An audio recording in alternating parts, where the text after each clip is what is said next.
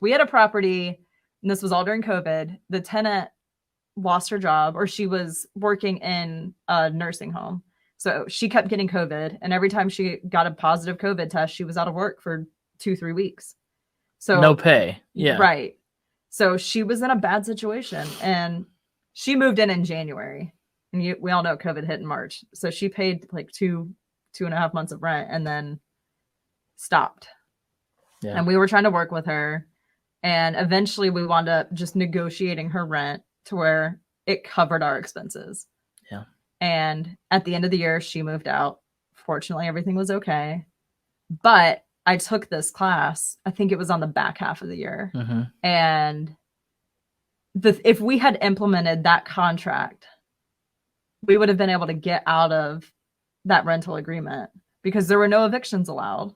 So we just worked with her as much as we could and, just made it through. Mm-hmm. But if we had had that framework that he teaches and had that contract, we could have terminated the contract legally. Mm-hmm. And no judge could, combat it because that's what the contract said. And it wasn't an eviction. We were just terminating the contract, and we could have gotten her out and gotten somebody else in that would have paid the full rent. Right. And on our tax return that year, I think we made $4 is what it said for that house. That was the hardest fought $4 I know. ever. And I was driving to the house to pick up envelopes of cash every couple weeks from her. Like I think I met up with that young lady 2 or 3 times outside the food line. The food what? The food lion. So anyway, I'll finish the story, then I'll tell you what she's getting at. So we meet outside the grocery store. Yes. A few times, and we did lease modifications. Right. We're going to move to weekly pays. Yes.